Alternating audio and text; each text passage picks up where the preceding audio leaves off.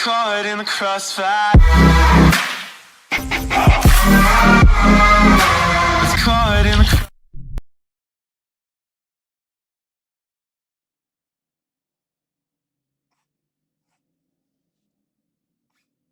Perintah Kaisar Naga bab 87.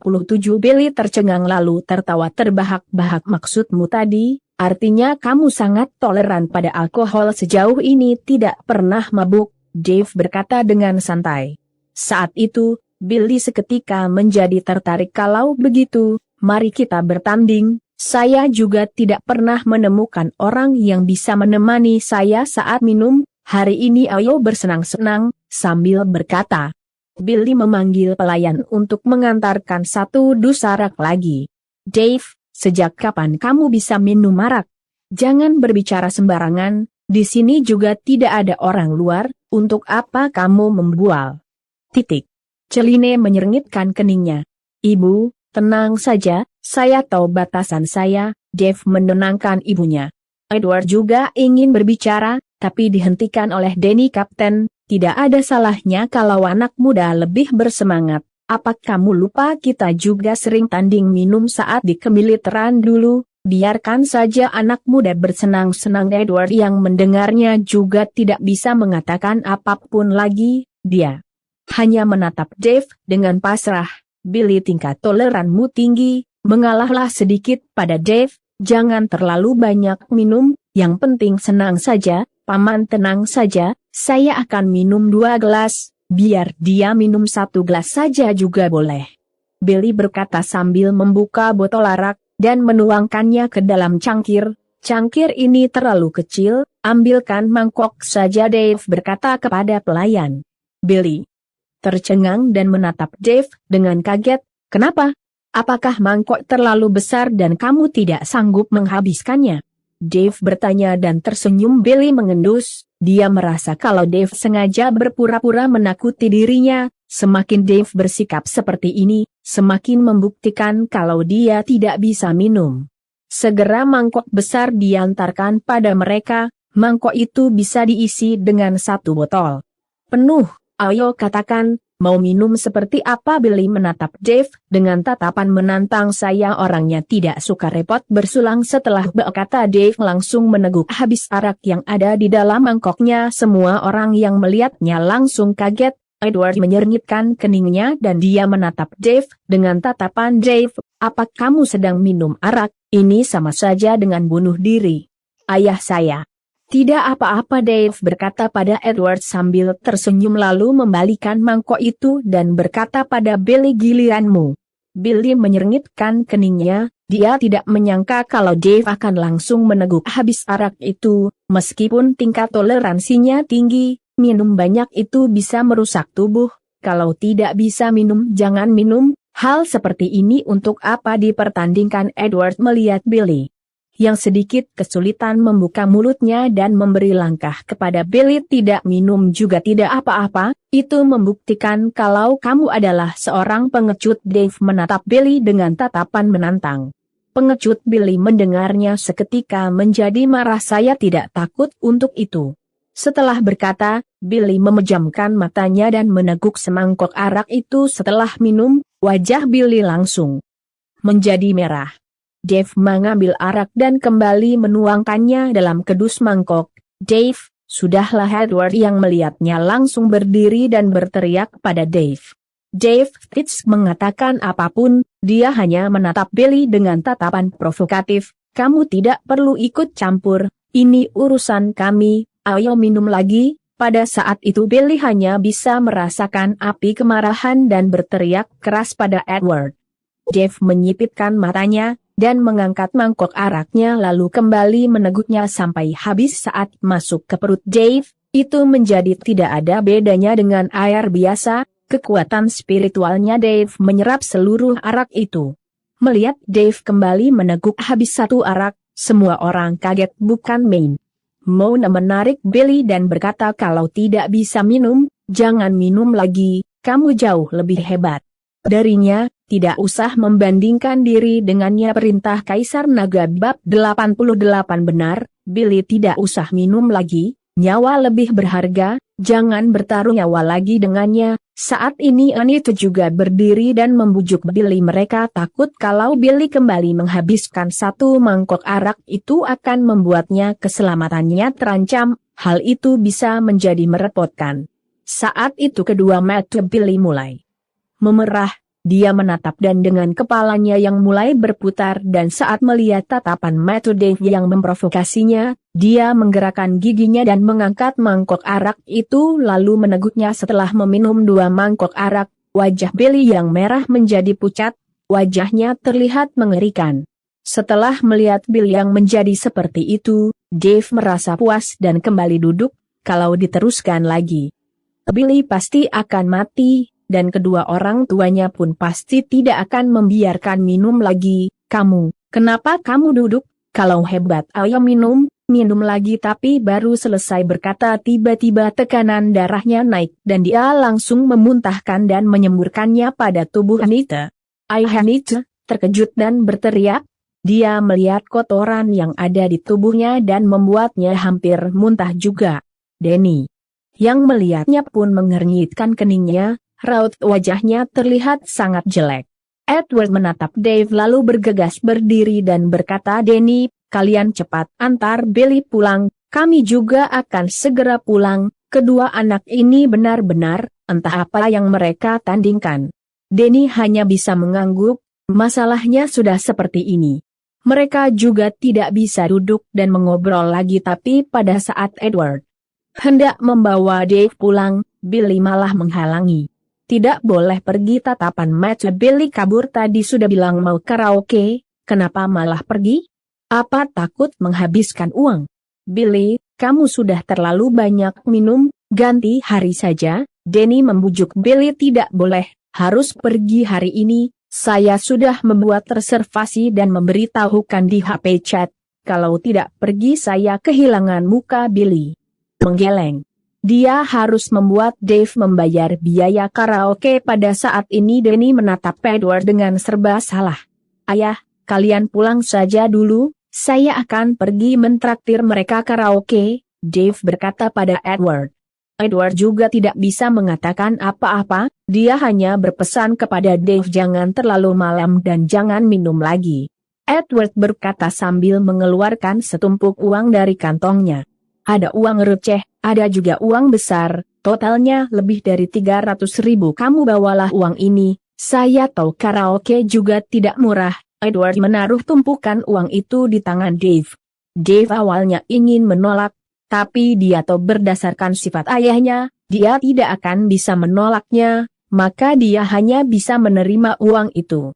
Pada saat itu Denny juga mengeluarkan dompet dan mengeluarkan 1 juta dan memberikannya kepada Dave. Dave, ini ambillah untuk berjaga-jaga, mana tahu nanti tidak cukup.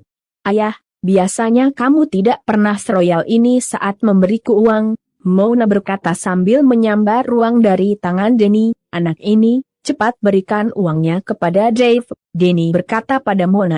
Tidak ada bedanya kan kalau saya yang pegang, nanti kalau uangnya kurang saya bisa menambahkannya. Mona langsung memasukkan uang itu ke dalam kantongnya. Paman Denny, uang saya sudah cukup, kalau tidak cukup saya akan meminta Mona untuk membayar kekurangannya, Dave berkata pada Denny sambil tersenyum.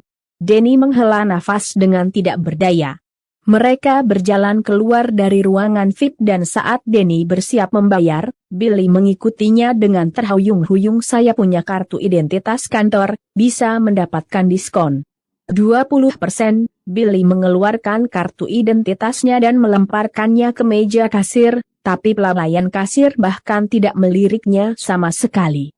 Kawan, tagihan kalian sudah digratiskan oleh pihak hotel, kalian tidak perlu membayar, pelayan kasir berkata kepada Denny dengan sopan. Perintah Kaisar Naga bab 89. Denny langsung tercengang, dia tidak mengerti kenapa tagihan makannya digratiskan Bill Kiang. Di samping langsung tersenyum saat mendengarnya. Haha, tidak disangka kartu identitas kantorku begitu berguna, baru dikeluarkan saja sudah bisa menggratiskan tagihan. Keluarga Tanaka benar-benar sangat memperhatikan karyawannya. Denny yang mendengarnya juga mengangguk, Dia juga mengira kartu identitas kantor milik Billy berguna, bagaimanapun Billy juga bekerja untuk keluarga Chanaka. Hanya saja, pelayan kasir itu menatap Billy dengan tatapan menghina dan tidak mengatakan apapun. Atasan tagihan itu digratiskan adalah karena Dave. Beberapa karyawan Hotel Sawasdee sudah samar-samar mengetahui hubungan Dave dan Yuki. Melihat Dave datang makan di sini, maka tagihannya langsung digratiskan. Siapa yang berani menginginkan uang calon menantu keluarga Chanaka? Mereka berjalan keluar dari hotel. Denny dan Edward saling berpamitan. Sudah, jangan banyak bicara lagi, tubuh ini sudah sangat bau. Semua ini salah Dave. Siapa yang minum arak seperti itu? Membuat Billy terbebani saja. Anne itu cemberut dan menatap Dave dengan tatapan jengkel. Dave tidak mengatakan apapun. Edward meminta maaf kepada Anne itu dengan raut wajah bersalah, dan membawa Celine pulang. Denny dan Anne itu juga pulang. Saat ini hanya tersisa Dave, Billy dan Mona bertiga. Dave, tubuhmu bau alkohol, kamu naik taksi saja. Jangan sampai kamu mengotori mobilku, Mona berkata sambil menatap Dave dengan dingin. Dave membuat Billy minum sampai seperti ini sudah membuat Mona sangat marah.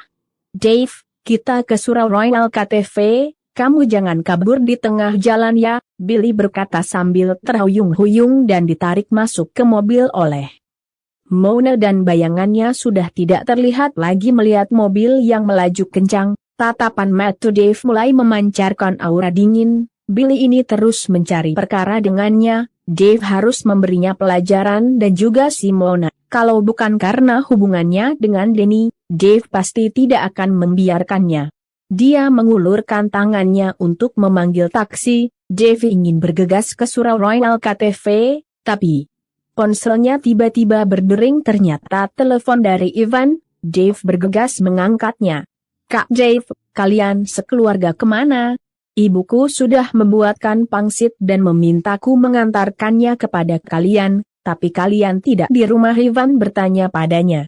Kami keluar untuk makan malam, Dave menjelaskan. Oh, apa kalian sudah selesai makan sekarang? Saya meras bosan di rumah, jadi keluar untuk berkeliling. Maksud Ivan sudah sangat jelas, dia ingin Dave menemaninya berkeliling.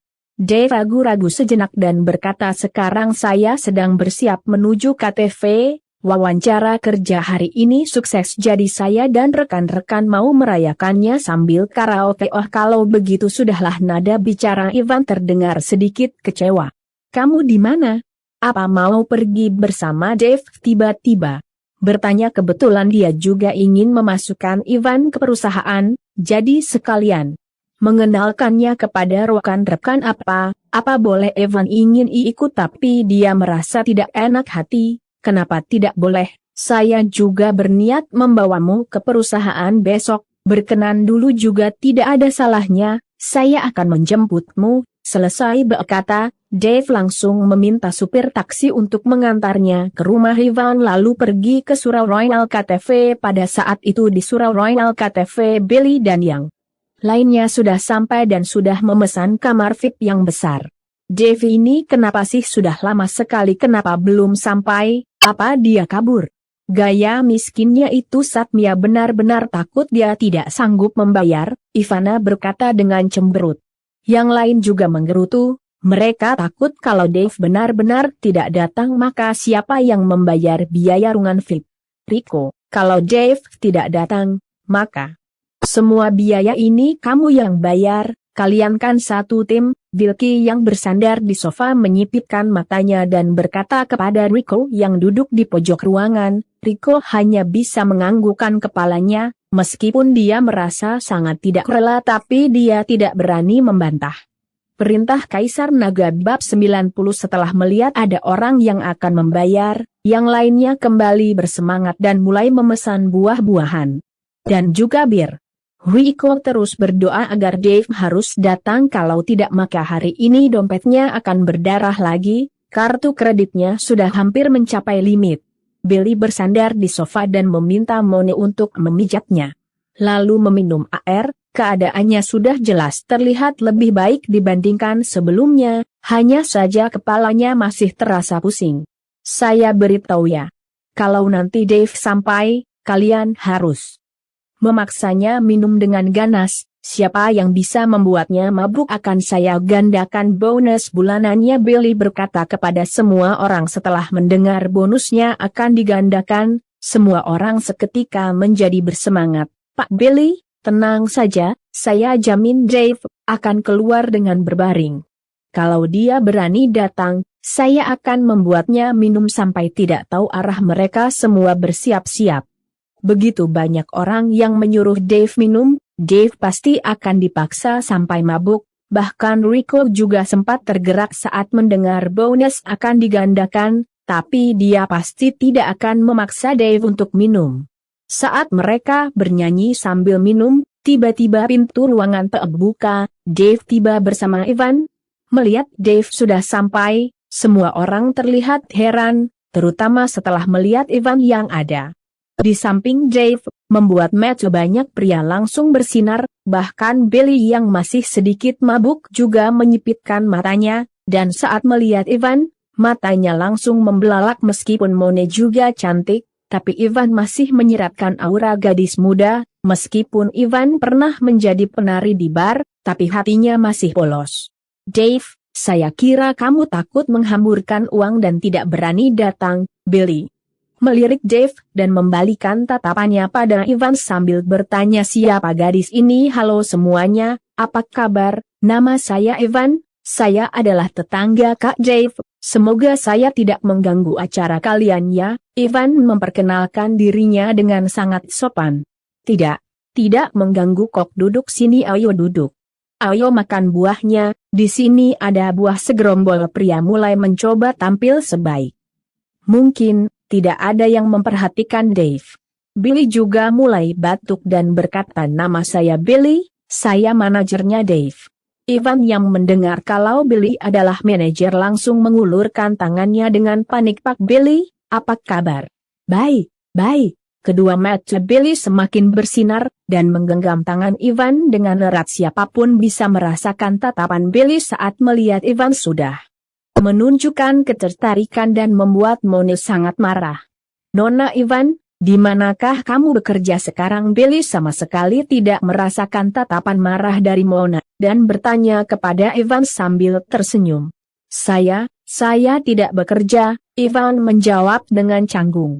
Mendengar ini, Billy tersenyum lebih cerah lagi. Dia mengeluarkan kartu namanya dari kantingnya. Ini kartu nama saya, jika Nona Ivan tertarik dengan perusahaan kami, Anda bisa datang untuk bekerja di perusahaan kami.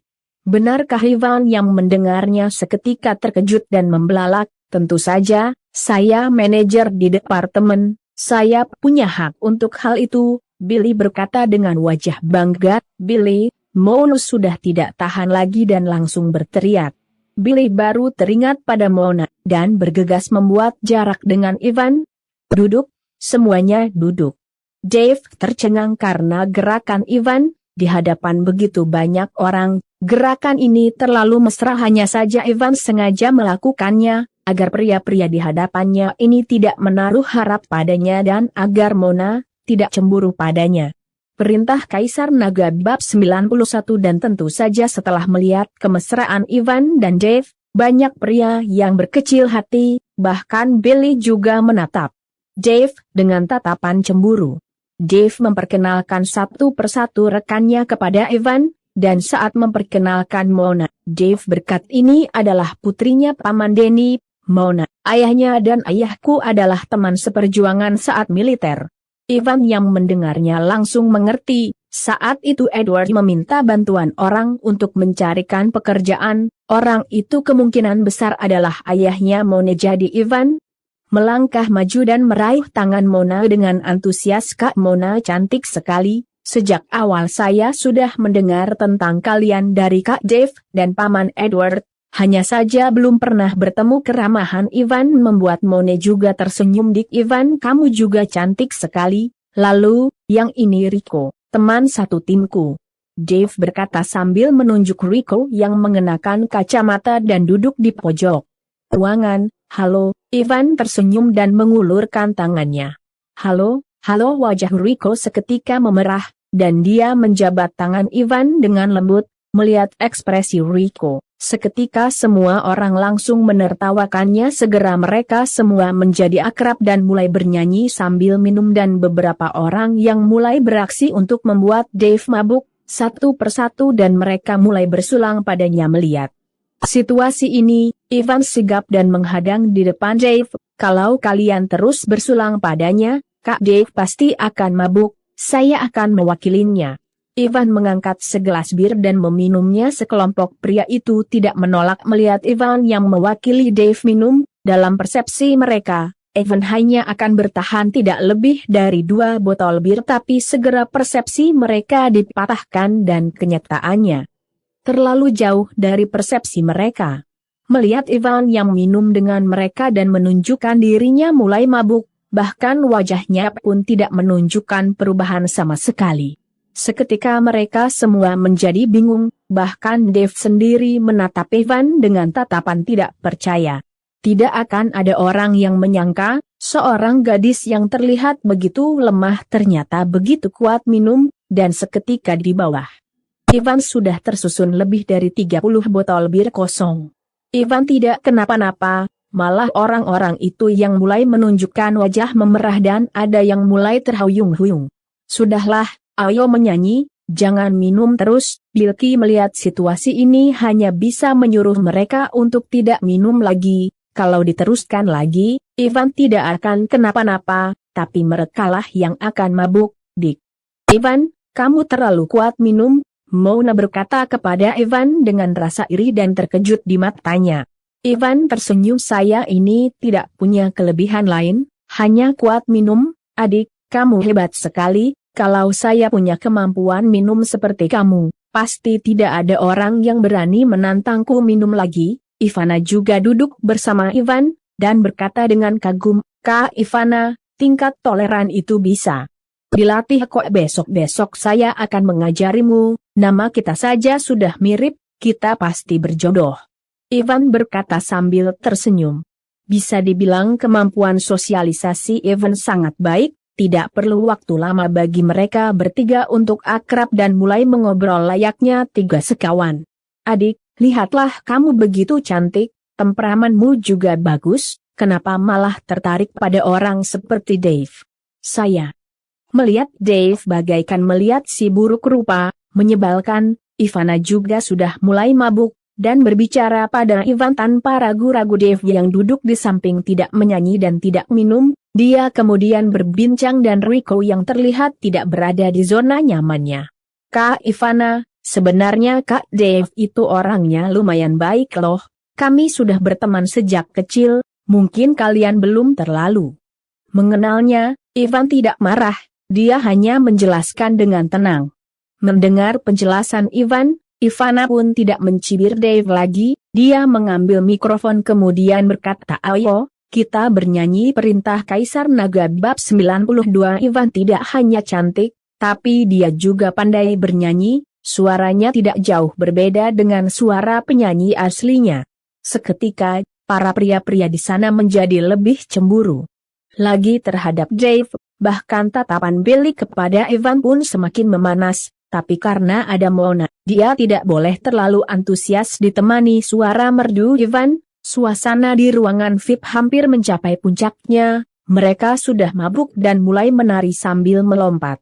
Riko yang dituangkan beberapa gelas juga mulai minum dan wajahnya seketika menjadi merah padam. Dia juga mulai menari-nari. Hanya Dave, seorang yang duduk di pojok ruangan dan mengamati dalam diam. Pada saat mereka semua mulai menikmati suasana dengan bahagianya, tiba-tiba pintu ruangan dengan menyeringai. Ternyata sekumpulan bocah ingusan. Ya, siapa yang tadi menyanyi? Suaranya lumayan juga, ayo nyanyikan 2-3 lagu di ruanganku. Perkataan pria paruh baya itu membuat semua orang yang ada di ruangan saling bertatapan. Tidak ada yang berani mengeluarkan suara, karena terlihat jelas kalau pria paruh baya ini bukan orang biasa, sedangkan mereka hanyalah karyawan. Tidak ada satu orang pun yang berani memperkeruh suasana. Melihat tidak ada yang menjawab, pria paruh baya itu menjatuhkan tatapannya pada Ivan. Ivana, dan Moni karena hanya mereka bertiga yang memegang mikrofon. 3 gadis ini lumayan juga, cepat bawa mereka bertiga ke ruanganku, pria paruh baya itu berkata. Sambil mengeluarkan setumpuk uang dari kantongnya dan melemparkannya kepada 3 gadis itu dan dengan segera kedua pengawalnya bergerak menghampiri. Hal itu mengagetkan mereka bertiga dan membuat mereka terus melangkah mundur, raut wajah Billy juga langsung menjadi masam dan berjalan menghadangnya. Pada saat ini hanya dia satu-satunya yang tinggi, kalau dia tidak melakukan sesuatu maka orang-orang akan mengoloknya dan bagaimanapun Mona adalah pacarnya. Dia tidak mungkin membiarkan pacarnya sendiri di bawah pergi oleh orang lain dan tidak memperdulikan tuan. Anda siapa? Kami datang ke sini untuk bernyanyi dan bersenang-senang, mereka bertiga adalah teman kami bukan wanita penghibur, Billy berkata pada pria paruh baya itu. Kenapa memangnya kalau bukan wanita penghibur? Saya memberi kalian uang, kalian datang kemari dan hanya memesan bir, apa tidak malu? Biarkan 3 gadis ini bernyanyi untukku dan saya akan memesankan beberapa botol Levite untuk kalian. Pria paruh baya itu maju dan menepuk-nepuk pipi Billy. Gerakan pria paruh baya itu tidak melakukannya tapi itu sangat mempermalukannya, ini membuat Billy terlihat seperti seorang bocah. Billy menjadi marah dan mendorong pria paruh baya itu hingga hampir jatuh. Saat sudah mendorongnya, Billy menyesal, karena dia belum tahu siapa status orang itu, kalau sampai menjadi masalah, akan sulit untuk selesaikan. Sialan, berani mendorongku, pria paruh baya itu mengamuk pukul dia. Setelah berkata, kedua pengawal itu langsung melangkah ke arah Billy dan membuatnya ketakutan setengah mati melihat lawan mereka mulai bergerak. Karyawan lain pun langsung mengambil botol dan berdiri bersama Billy, meskipun mereka juga takut, tapi bagaimanapun Billy adalah manajer mereka, ini juga kesempatan mereka untuk menunjukkan ketulusan mereka. Lawan mereka juga hanya bertiga sedangkan mereka begitu ramai pasti bisa menang melawan mereka. Melihat situasi ini, kedua pengawal menjadi kaget, mereka tidak menyangka anak-anak muda ini begitu kompak. Dan membuat mereka berdua seketika tidak berani turun tangan. Pada saat itu Billy menjadi angkuh, melihat kedua pengawal itu tidak berani turun tangan, dia malah maju dengan berlagak dan menendang salah satu di antara mereka. Enyah dari sini sekarang dan saya akan menganggap ini tidak pernah terjadi.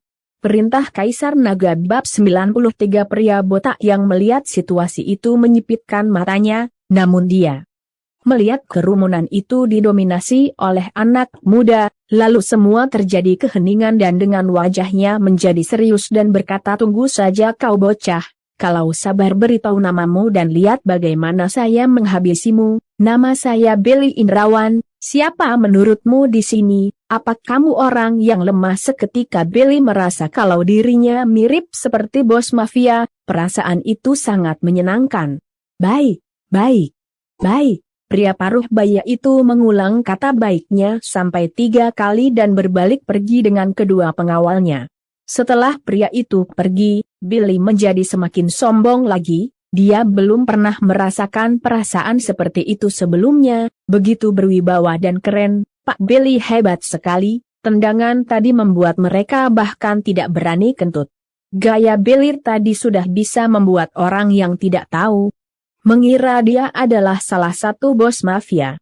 Pak Billy hebat sekali, saya curiga Pak Billy pernah menjadi mafia sebelumnya. Sekelompok orang itu terus memuji Billy dan membuat Billy bagaikan terbang ke langit. Dalam hati Billy itu sangat puas, tapi dia mempertahankan ekspresi yang tenang dan berkata, ini semua karena dukungan kalian terhadapku, karena kalian juga menunjukkan ketulusan kalian maka saya juga tidak akan pelit, saya akan memesan beberapa botol untuk kalian semua. Luar biasa hidup Pak Billy. Mereka yang mendengar akan dipesankan Levite langsung berteriak semangat. Perlu diingat kalau mereka hanyalah karyawan biasa dan sangat jarang bisa menikmati traktiran itu. Billy, kita pulang saja yuk. Kalau mereka benar-benar memanggil orang kemari, Mona membujuk Billy pada saat ini. Billy yang masih sedikit mabuk ditambah dengan dukungan begitu banyak orang. Mona jangan takut, ada saya di sini, kamu tidak perlu takut Pak Billy. Saya dengar KTV ini bisnis milik Yayasan Nusantara, artinya milik Yansen Herlambang, perbuatan kita tadi apakah? Seorang karyawan menyeletuk dengan hati-hati. Apa yang perlu ditakutkan? Saya sangat akrab dengan Tuan Yansen, tenang saja. Billy membuat wajah angkuh. Mona yang mendengar KTV ini adalah milik Tuan Yansen menjadi lega dan berkata kalau ini bisnisnya Tuan Yansen, maka tidak akan ada masalah. Piutang perusahaan keluargaku pun diselesaikan oleh Tuan Yansen, hanya dengan satu kata dari Billy. Ucapan Mona membuat orang-orang menjadi semakin menunjukkan kekagumannya kepada Billy, bisa mengenal ketua mafia di kota Surau benar-benar luar biasa, hal itu bisa dipamerkan seumur hidup. Pak Billy ternyata sangat misterius, bahkan bisa mengenal Tuan Yansen. Karena mengenal Tuan Yansen, kita tidak perlu takut lagi, kalau mereka berani datang kita habisi saja mereka. Kita sudah minum, Pak Billy juga ada di sini, siapa yang berani mengganggu kita? Setelah mendengar Billy mengenal Yansen Herlambang, sekelompok orang itu menjadi semakin sembrono. Dave yang duduk di pojok ruangan menyeringai dan tersenyum santai. Sepertinya Billy tidak akan tahu rasa kalau tidak diberi sedikit pelajaran untuk membangunkannya dari khayalannya. Tersenyum, apa kamu masih punya muka untuk tersenyum? Tadi saat pria tua itu mau membawa kami pergi kamu juga ketakutan sampai tidak berani bergerak. Bagaimanapun Ivan adalah pacarmu sendiri saja tidak bisa kamu lindungi. Apa kamu masih seorang pria? Sekarang malah berani tersenyum. Ivana yang melihat Dave tersenyum di pojok ruangan langsung menunjukkan ketidakpuasannya. Benar, apa kamu seorang pria? Pacarmu dibawa pergi oleh orang lain malah meratapi begitu saja. Kalau bukan berkat Pak Billy, kamu hari ini pasti dipermalukan. Rico juga hanya duduk di sana dan tidak berani bergerak sama sekali. Tidak memiliki rasa serta orang mulai menunjukkan ketidakpuasan mereka terhadap Dave dan Rico, karena sejak tadi hanya mereka berdualah yang duduk dan tidak berani melawan. Perintah Kaisar Naga bab 94. Dave memang merasa dirinya tidak perlu turun tangan, sedangkan Rico memang ketakutan hingga tidak berani bergerak lagi. Sudahlah, tidak usah menghiraukan dua orang pengecut ini, satu orang pergilah keluar dan pesankanlah Vite, kita minum-minum, Billy berkata sambil melambaikan tangannya. Segera seseorang keluar untuk memesan anggur, sedangkan yang lainnya mentap Dave dan Rico dengan tatapan dingin, tidak ada yang menghiraukan mereka. Pada saat itu, pria paruh baya botak itu membawa dua orang pengawalnya masuk ke dalam ruangan manajer Surau Royal KTV. Ruangan manajer didekorasi dengan mewah. Seseorang pria yang mengenakan jas duduk di belakang sebuah meja kerja yang memiliki panjang hampir 3 meter, dan di belakang pria itu terlihat seorang wanita yang mengenakan gaun dengan sisi gaunnya yang terbuka hingga ke bagian pinggang, memperlihatkan kulit putihnya halus, dengan riasan wajah yang tebal, sedang memijat pria bersetelan jas itu.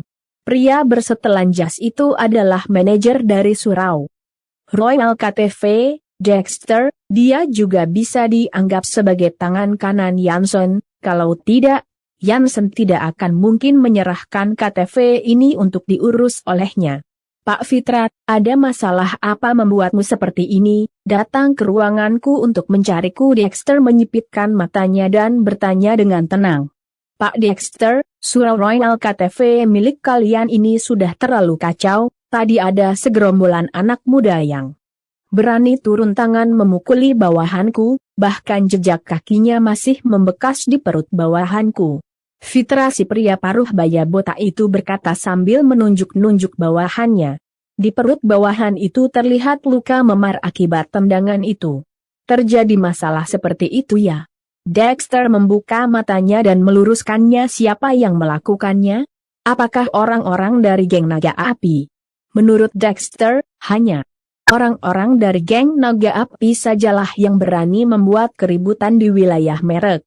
Sepertinya bukan, Mereka hanya sekumpulan anak muda. Saya mendengar suara nyanyian merdu dari beberapa gadis yang ada di ruangan mereka, dan ingin membawa mereka untuk bernyanyi di ruanganku. Tidak disangka mereka malah berani bertindak. Tatapan Pak Fitra bagaikan kilat dingin. Dia menggertakkan giginya. DSN berkata, karena saya masih menghormati tempat ini adalah milik Tuan Yanson, maka saya datang kemari untuk memberitahukan kepada Pak Dexter. Kalau Pak Dexter tidak mau mengurusnya, jangan salahkan saya kalau memanggil orang untuk mengurusnya sendiri hanya sekelompok bocah saja. Untuk apa Pak Fitra marah-marah? Saya akan mengutus orang untuk pergi bersama Pak Fitra ya. Dexter berkata lalu berteriak.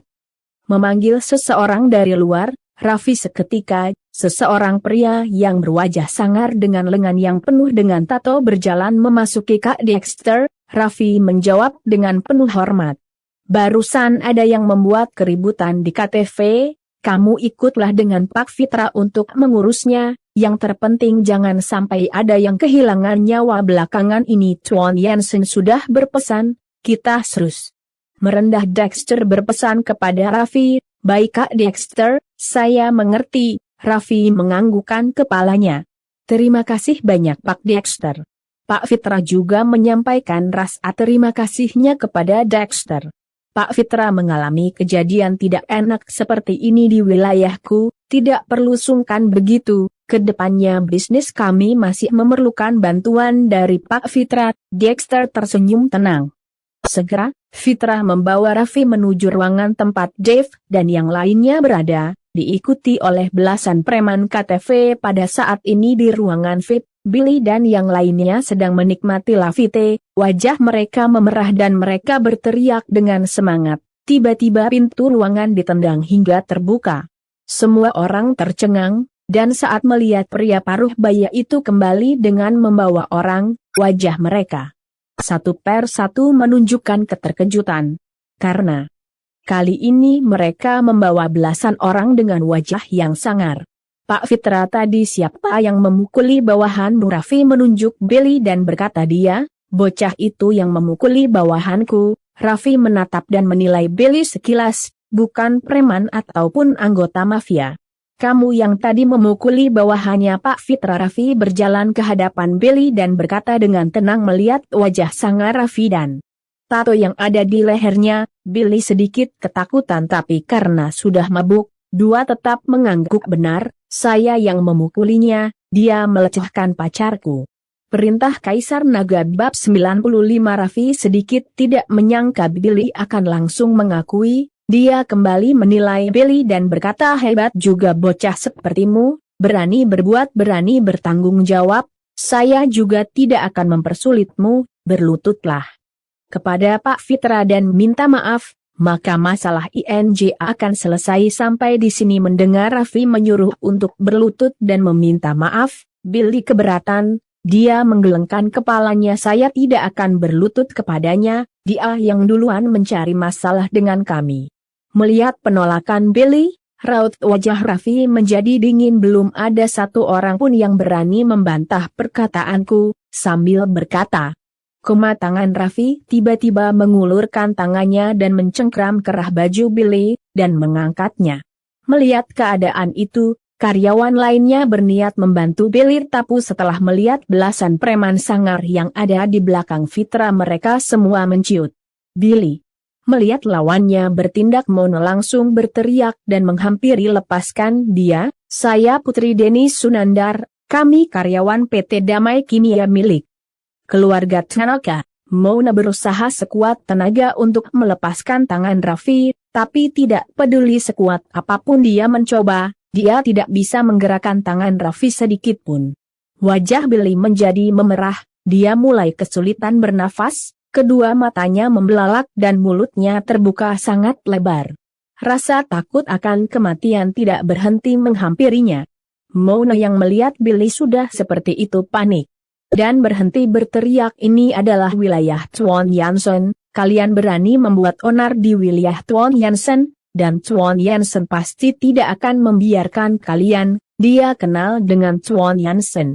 Perkataan Mona membuat wajah Raffi berubah, Dia menyerngitkan keningnya dan melepaskan cengkramannya. Uhuk uhuk uhuk. Setelah cengkramannya dilepaskan, Billy terbatuk-batuk dan bernafas sekuat tenaganya. Billy, kamu tidak apa-apakan? Mona bertanya dengan khawatir. Ketika yang lain melihat Raffi langsung melepaskan cengkramannya setelah mendengar nama Tuan Yansen, mereka mengira kalau Raffi sangat takut pada Tuan Yansen, dan terus berteriak, "Pak Billy sangat akrab dengan Tuan Yansen, kalian berani menyentuhnya, Tuan Yansen pasti tidak akan mengampuni kalian, saya beritahu ya, hanya satu kalimat dari Billy Yansen pun akan langsung mematuhinya. Kemarin, Pak Billy hanya menelponnya, Yansen sudah langsung membantu menagihkan hutang, sekarang kalian berani menyentuh Pak Billy, habislah kalian." Orang-orang dan departemen pemasaran yang merupakan bawahan Billy merasa kalau lawan mereka sangat takut dengan Yansen, dan terus meneriakkan betapa hebatnya Billy. Dave yang duduk di sudut ruangan menyeringai setelah mendengarnya. Mereka yang tidak tahu apa-apa ini benar-benar sedang mendorong Billy lebih dekat ke kematian dengan tindakan mereka. Billy mendengar bawahannya membual sembarangan menjadi sangat ketakutan, dia sangat ingin memaki mereka dengan kasar. Mendengar ucapan mereka, raut wajah Raffi menjadi semakin jelek, tatapan matanya mulai menunjukkan aura pembunuhan yang semakin terasa. Meskipun Dexter berpesan agar dia tidak membunuh orang, tapi sekelompok orang ini menggunakan nama Tuan Yansen untuk menggertaknya, bagaimana dia bisa menahan itu? Melihat raut wajah Raffi yang menjadi semakin jelek, bawahan Billy merasa kalau dia ketakutan, mereka mulai merasa bangga. Sudah takut. Sekarang enyahlah dari sini, kalau sampai kami menelpon Tuan Yansen, kalian itu pun tidak akan bisa pergi dari sini. Mone juga berkata kepada Raffi dengan bangga. "Diam. Diam kalian semua!" Billy berteriak kepada Mona. Hanya dia sendiri yang mengetahui kebenarnya, kalau dia sama sekali tidak mengenal Yansen. Bahkan dia belum pernah melihat wajah Yansen sama sekali. Melihat Billy yang tiba-tiba berteriak padanya, Moni kebingungan, dia tidak tahu apa yang terjadi pada Billy, tapi dia pun tidak berani mengatakan apapun lagi. "Kamu mengenal Tuan Yansen?" Raffi tercengang dan bertanya pada Billy dengan wajah muram. Billy yang saat ini sedang diperhatikan oleh